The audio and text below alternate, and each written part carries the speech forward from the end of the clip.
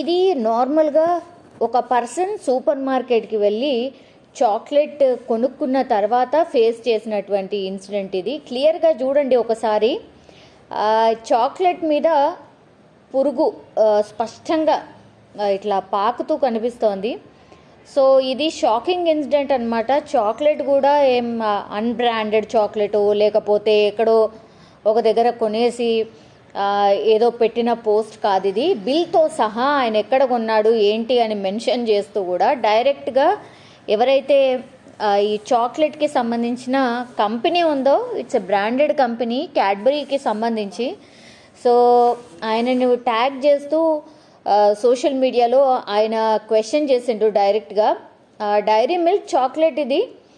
So ఆ dairy milk చాక్లెట్లో open చేసి తినడానికని open చేసి చూస్తే అందులో పురుగు కనిపిస్తోంది. పురుగు ఇట్లా వెళ్తోంది. సో సూపర్ మార్కెట్లో కొనుగోలు చేసిన చాక్లెట్లో పురుగులు రావడం ఇప్పుడు ఎవరైతే కొన్నాడో ఆయననే కాదు, actually Cadbury or any product eatable item కానీ తినడానికని ఓపెన్ చేసినప్పుడు పురుగు కనిపిస్తే ఎవరికైనా ఒక టైప్ ఆఫ్ విరక్తి అండ్ ఈవెన్ అసలు చాలా క్వశ్చన్స్ వస్తాయి. అదేంటి ఇంత బ్రాండెడ్ చాక్లెట్కి కూడా ఇట్లా పురుగులు కనిపిస్తే అసలు ఎవరు బాధ్యులు, అసలు ఏంటిది అని. సో ఎవరైతే ఆగ్రహానికి గురైండో ఆయన క్యాడ్బరీ సంస్థను ట్యాగ్ చేస్తూ సోషల్ మీడియాలో తన బాధను పంచుకున్నాడు అనమాట. సో ఆయన పేరు వచ్చేసి రాబిన్. ఆయన అమీర్పేట్లోని ఒక సూపర్ మార్కెట్లో మొన్ననే ఫిబ్రవరి 9న క్యాడ్బరీ చాక్లెట్ కొన్నాడు డైరీ మిల్క్కి సంబంధించి. సో ఆ ప్యాకెట్ ఓపెన్ చేయగానే సో ఇట్లా పురుగు కనిపించింది అనమాట. ఒక్కసారిగా రాబిన్ చాక్లెట్లో పురుగులు పాకుతున్న దృశ్యాన్ని చూడగానే ఆయన ఒక రకంగా షాక్ అయిపోయాడు. వెంటనే వీడియో తీసి డైరెక్ట్ సోషల్ మీడియాలో పోస్ట్ చేశాడు. సో అమీర్పేట్లోని రత్నదీప్ సూపర్ మార్కెట్లో కొనుగోలు చేశాను ఈ చాక్లెట్ని. సో ఈ చాక్లెట్లు పురుగులు పాకుతున్నాయి అంటే ఈ క్యాడ్బరీ చాక్లెట్ దానిపైన manufacturing date and expiry date అనేది ఉంటుంది. బట్ అయిన తర్వాత కూడా ఇట్లా మరి ఈ చాక్లెట్ మీద పురుగులు పారితే దీనికి బాధ్యులు ఎవరు? ఒకవేళ తింటే ఏంటి పరిస్థితి? చూసుకోకుండా చిన్నపిల్లలు అయితే ఓపెన్ చేసి తినేస్తూ ఉంటారు. నేనంటే ఓపెన్ చేసి చూసేసరికి ఇట్లా పురుగు పాకి కనిపిస్తోంది. మరి అసలు దీనికి ఎవరు బాధ్యులు ఏంటి అన్నటువంటి విషయాన్ని ఆయన ట్యాగ్ చేశాడు, పోస్ట్ చేశాడు ట్విట్టర్లో. సో అమీర్పేట్లోని రత్నదీప్ సూపర్ మార్కెట్లో కొనుగోలు చేసిన క్యాడ్బరీ చాక్లెట్లో పురుగులు ఉండడాన్ని గమనించాను. గడువు ముగిసిన ఉత్పత్తులకు నాణ్యత తనిఖీ ఉందా? ప్రజారోగ్యానికి ఎవరు బాధ్యత వహిస్తారు అని డైరెక్ట్గా ఆయన రాబిన్ తన అకౌంట్లో ఈ క్వశ్చన్ చేశాడు. అండ్ మనం చూడొచ్చు, robin జకుస్ found a worm crawling in Cadbury chocolate metro station Amirpet today.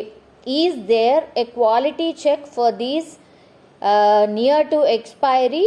Who is responsible for public health? అన్నటువంటి మాట ఆయన క్వశ్చన్ చేస్తున్నాడు. ఆయన పెట్టిన చాలా కొద్ది సేపట్లోనే ఇది వైరల్గా మారిపోయింది. అండ్ క్షణాల్లోనే చాలామంది చూశారు ఈ పోస్ట్ని. అండ్ చాలా క్వశ్చన్స్ అయితే రైజ్ చేశారు చాలామంది. క్యాడ్బరీ సంస్థపై ఆగ్రహం కూడా వ్యక్తం చేశారు చాలామంది. వారిపై ఒక కేసు వేసేయండి, పరిహారం కూడా పొందండి అని ఒక యూజర్ అందులో సూచించాడు. దాని క్యాడ్బరీ బృందానికి విషయాన్ని చేరవేసి వాళ్ళొక దర్యాప్తు జరిగేలా చూడండి అని మరొకరు కామెంట్ చేసిన పరిస్థితి. సో ఈ సమస్యపై సంస్థ అధికారిక వెబ్సైట్లో స్పందించింది. అంటే క్యాడ్బరీ డైరీ మిల్క్కి సంబంధించిన సంస్థ స్పందించింది.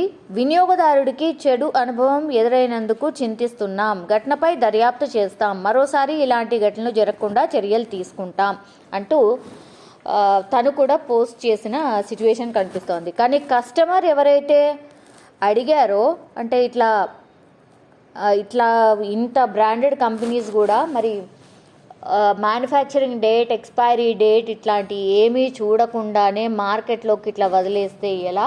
ఆర్ ఎక్స్పైరీ డేట్ అయిన తర్వాత దానికి ఒక ప్రొసీజర్ ఉంటుంది, అంటే ఆ కంపెనీ వాళ్ళకు రిటర్న్ ఇవ్వడము సంథింగ్.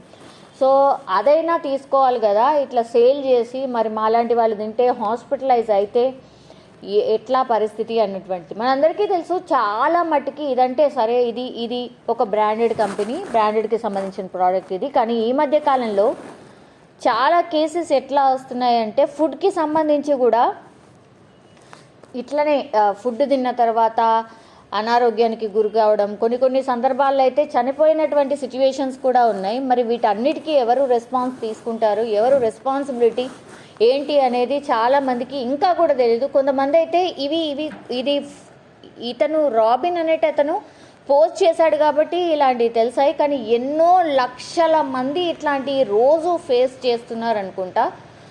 కొంతమంది మాత్రమే ఇట్లా క్వశ్చన్ చేసే తత్వం కానీ ఆర్ అసలు ఇట్లా జరుగుతుంది దీని మీద అసలు మీ చర్య ఏంటి అనేది క్వశ్చన్ చేసే వాళ్ళు చాలామంది తక్కువగా ఉంటారు.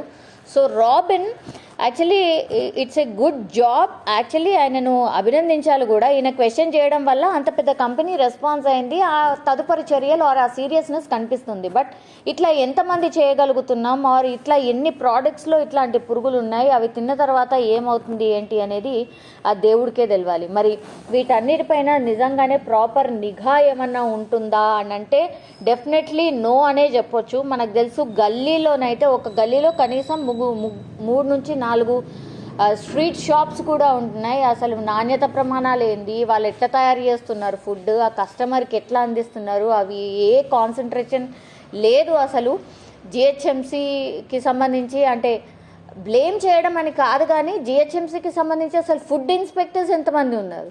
ఇన్ని లక్షల కోట్ల మంది నివసిస్తున్న ప్రాంతంలో ఇప్పుడు జిహెచ్ఎంసీ పరిధిలోనే ఎంతమంది స్ట్రీట్ వెండర్స్ ఉన్నారు, ఎన్ని ఫుడ్ స్టాల్స్ ఉన్నాయి, అందులో ఏం జరుగుతుంది, ఏ ఫుడ్ అందిస్తున్నారు, ఏం తింటున్నారు ఎవరికీ తెలియదు. సో అట్లా ఫ్లోలో వెళ్తున్నామా, తెచ్చుకుంటున్నామా, తింటున్నామా, ఇలాగే అయిపోయింది. సో దీనిపైన మరి నిజంగానే ఒక ప్రాపర్ స్ట్రక్చర్ ఉండాలి. ప్రాపర్గా కస్టమర్కి ఎట్లా ఇస్తున్నారు, అటు ఫుడ్ లైసెన్స్ ఏదైతుందో అది ఎంత ప్రాపర్గా జారీ చేస్తున్నారు, ఏదో ఫుడ్ లైసెన్స్ తెచ్చుకున్నామా పెట్టేశామా ఇట్లా అయిపోయింది పరిస్థితి. ఇట్లా కాకుండా దానిపైన ప్రాపర్గా నిగరాని ఉండాలి. ప్రాపర్గా కస్టమర్కి డబ్బులు పెట్టినందుకు కూడా ఖచ్చితంగా దానికి తగ్గట్టుగా కరెక్ట్గా ఇస్తున్నారా లేదా అనే అబ్జర్వేషన్ ఉండాలి, వాళ్ళపైన నిఘా ఉండాలి. అయితే ప్రతి కస్టమర్ కోరుకుంటున్నారు, బట్ అది అసలు నిజంగా అవుతుందా లేదా అనేది అయితే పెద్ద క్వశ్చన్ మార్క్. బట్ ఈరోజు మాత్రం కస్టమర్